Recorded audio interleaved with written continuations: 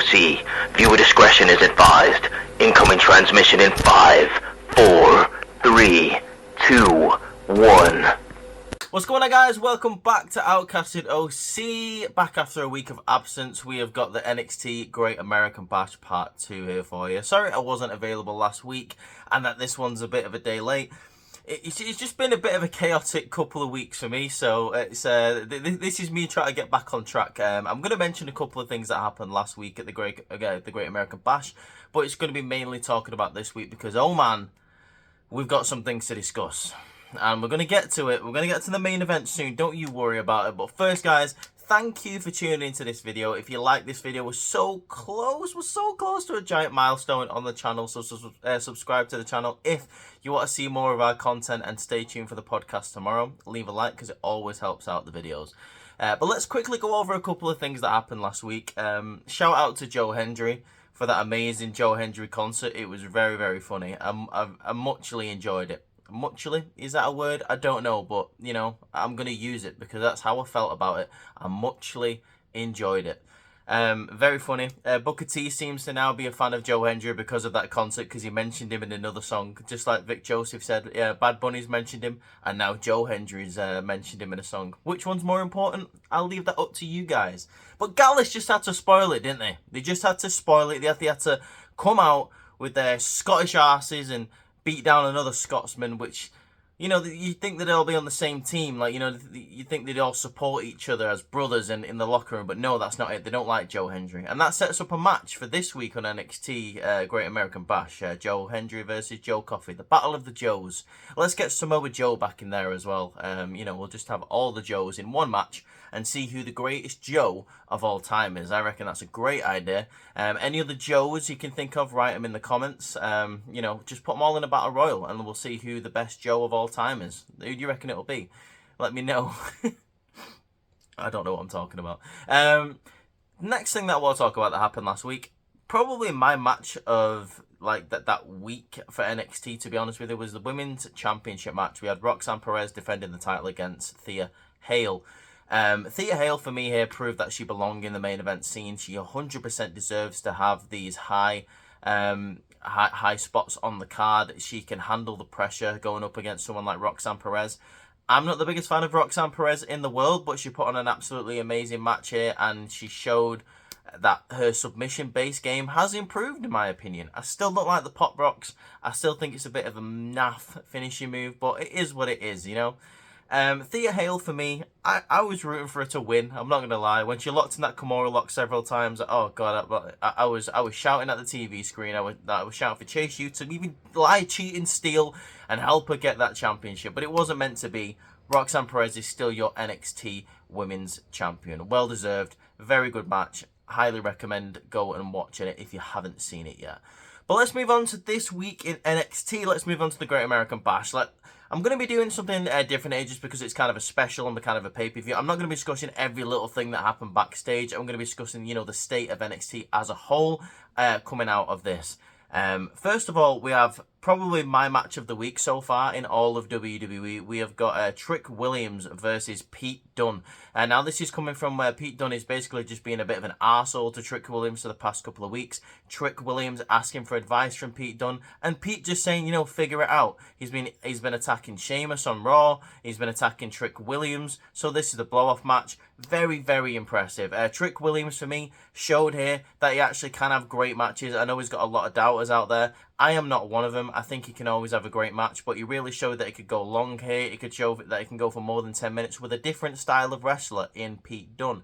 Now, Pete Dunne is the veteran. He is the ring general. So, you know, maybe, that had a part to play in it. Who knows? But for me, I think these two had great chemistry, and the right person won. Trick Williams got hit with the bitter end for the 1-2-3 from Pete Dunne here. I thought personally that this was the right decision. Now, I know people are going to be saying, oh, this is going to stifle Trick Williams' momentum. Fair enough, I completely understand that side of it. But at the same time, Pete Dunne has had kind of a resurgence in his character. He's only just turned heel. He needs this victory to get him kick-started, in my opinion. So this was definitely the right decision for me. Let's go on to the Women's North American Championship match. Tatum Paxley taking on Kalani Jordan, the champion.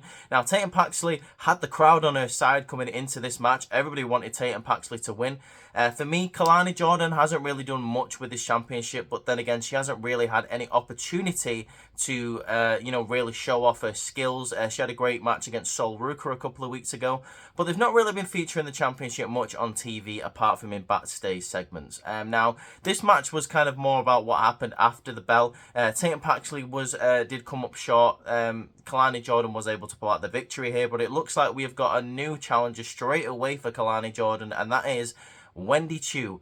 Now, that face paint, them contact lenses that she wears are absolutely terrifying. I am looking forward to seeing what Wendy Choo is going to be doing for the rest of the year on NXT.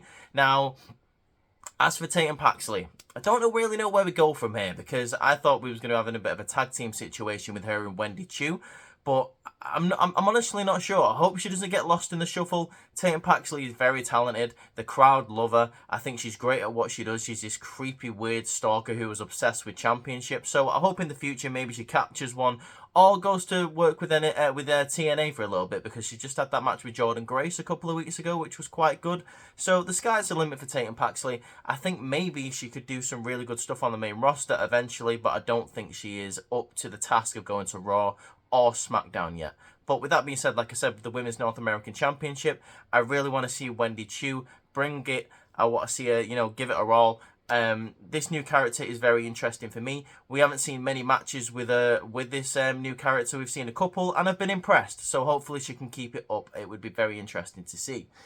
Speaking of championships, guys, we go on to the NXT Championship. We are getting the champion Ethan Page taking on main man Aura Mensah from the Metaphor, Jakara Jackson and Last Legend, and I'm assuming Noam Dar from home were out there to, spur him on, to really cheer him towards victory. Now, for me, Aura Mensah had the better performance in this match against Ethan Page. Ethan Page, obviously, the whole narrative that he's scared of getting pinned by Aura Mensah because he's been able to do it unofficially for the past couple of weeks, put his shoulders down to the mat for the 1, 2, 3. Now, in this match, I didn't ever think Aura Mensah was going to be winning it. However, I thought he put on a very, very good performance here. Booker T brought up a really good point, saying that, he's fighting for the Metaphor. He's really stepped up since Noam Dar was injured by Ethan Page, even before he was signed to NXT. So I keep saying Noam Dar. Aura Mensah has really, really stepped up. And in this match, you really saw it. He was very, very good in this match. I think that he's very underutilized in NXT, Aura Mensah. While Noam Dar was kind of there and, prominent with the Heritage Cup, it was quite obvious that Aura Mensah was the second man in the Metaphor, which is fine. But now that he's had a bit of a chance to shine, now that he's had a bit of a chance to, spread his wings and fly a little bit by himself, while Noam Dar has been out of the Metaphor for a little bit, it really shows that he belongs in that upper mid card / the main event of NXT. Like I said, it was always going to be obvious that Ethan was going to win this with the Ego's Edge. I love that move, by the way. It's a throw-in Razor's Edge, which looks absolutely beautiful. 1, 2, 3. Ethan Page is still your NXT champion. Now, he says he doesn't really care who his next opponent is because he's not going to be able to match all Ego anyway. So it's going to be fascinating to see what who Ethan Page's next challenger is. He said he doesn't care if it's anyone, Pete Dunne, Trick Williams, anybody. So, in my opinion, I think it probably should be Pete Dunne. He just beat the former champion in Trick Williams, which surely puts him in the #1 contender spot, right? That's what you would think. Speaking of #1 contenders, while we're thinking about it, there's a party going on backstage held by Hank and Tank, like a 4th of July barbecue. Roxanne Perez, walks in and looks at all the women that she hasn't beat yet and is very surprised, like, wow, people that I haven't beat yet, this is interesting to see. While this is going on, Robert Stone and Stevie Turner are having a wing off, as in like a chicken wing eating contest, which is... I don't even know. Who cares? Like, who cares about this? But Robert Stone has an idea and says any woman who has not challenged Roxanne Perez for the NXT Women's Championship will be put into an open challenge style match. Now, I think this is interesting. In my opinion, it probably should be like a battle royal or a gauntlet match or something like that. I think that would be great. Or even a ladder match, like to grab the contract to challenge for the #1 contendership. I think that'd be really, really interesting. I think this is a nice little change because you're going to get some new blood in that women's championship scene. Someone who's never had an opportunity against Roxanne Perez. I would quite like to see that. So yeah, it looks like the women's division is still strong there on NXT. Obviously, you've got people coming in to NXT from outside. You've got Stephanie Vacour. Obviously, you've got Julia coming soon, and you've got Delta from Australia coming to NXT. So there's big stars coming into NXT, and I don't want any of the NIL. Is that what they called? Any of the NIL athletes to get lost in the shuffle. I think they still deserve a championship opportunity. Let's talk about some of the things that happened backstage this week. We saw Obafemi kind of just pushing past a couple of people, not just this week, but last week. He didn't defend his championship on NXT this week or last week, but apparently he has had a conversation with Ava, and next week the North American Championship will be on the line. He's asked who he's going to be defending it against, and he said, whoever is brave enough to challenge me for this title. Before he's able to say anything, before he's able to give any details, Tony D'Angelo interrupts and walks past and says Charlie Dempsey now has a Heritage Cup opportunity because of what Ren Sinclair did in the match against Kendall Gray. Now, I'm not going to really be talking about this match because nothing really happened in it. It was nothing special. But basically, the stipulation was if Ren Sinclair can beat Kendall Gray, she can only not just join the NQCC, but Charlie Dempsey will also get an NXT Heritage Cup match. And that's what ended up happening. So we're going to be getting 2 championship matches next week as well. So that's going to be interesting to see. Now, guys, let's get to the main event. Because I've been waiting to talk about the main event for a minute, okay? For a minute.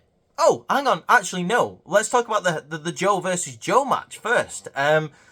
Joe Hendry is insanely over. I don't really know what else to say about this match. It was kind of a squash match, to be honest. He's absolutely insanely over. The crowd love Joe Hendry. Obviously, he beat Joe Coffey. Was it any doubt in anyone's mind that he was going to be beating Joe Coffey? There certainly wasn't any doubt in my mind. But he dominated most of this match. This was basically an exhibition just to show what Joe Hendry is made of. He pinned Joe Coffey with the standing ovation, 1, 2, 3. He then gets interviewed after the match, and the interviewer says, have you enjoyed your time in NXT? And he says, who says it's over? I'm just getting started here in NXT, and I like it here. So, looks like we're going to be seeing more of Joe Hendry in WWE for the next couple of weeks. His TNA contract runs out soon-ish, I believe. I think it's at the end of this year, if not sooner. So it looks like his destination is going to be WWE, and I'm absolutely fine with that. He has got the look, he has got the aura of a person who should be a champion inside that company, and I am very excited to see what they do with Joe Hendry in the next few months. Now, guys, for the main event, like I say, we're going to go there now, I promise. We have got the NXT Tag Team Championships on the line. The champions, Nathan Fraser and Axiom, defending against Rascal members MSK, that being Zachary Wentz and Wes Lee. Now, the match was great. The match was unbelievable. Fast people doing very fast things. Great. A couple of submissions in there. There was a point in the match where it looks like Axiom and Nathan Fraser wasn't on the same page, as I believe it was Axiom who super kicked Nathan Fraser. MSK almost get the 1, 2, 3, but Nathan Fraser kicks out very, very narrowly. I thought that was going to be the end of it, to be honest with you. Unfortunately, that's not to be, because with the golden ratio hit to Wes Lee, Axiom gets the 1, 2, 3, and we have still got NXT Tag Team Champions. They're going to be going on to face Chase U next week because apparently Ridge Holland got Andre Chase and him an NXT Tag Team Championship match. So Chase U back in the title picture, which is always great to see. I'm happy about that. That's going to be absolutely amazing. I hope they win the championships, to be honest with you. Maybe pisses off Duke Hudson because he thought he was going to be the NXT Championship match. But no, it's Ridge Holland and Andre Chase because he deserves it, goddammit. That's what happened in the backstage segment with Chase U this week, by the way. But what happened after the bell, guys? What happened after the bell? Something that I can honestly say I didn't see coming. I did not see this coming whatsoever. Out of nowhere, to be honest with you. So, Zachary Wentz and Trey Miguel are helping Wesley up, saying, you know, we didn't win the championship matches, but I promise you we will get back there. We will be champions again. As Wesley is able to get to his feet, he super kicks. Who did he shoot? Which one does he super kick? No, it's not Zachary Wentz. It's Trey Miguel, I believe, who he super kicked. Yes, it is.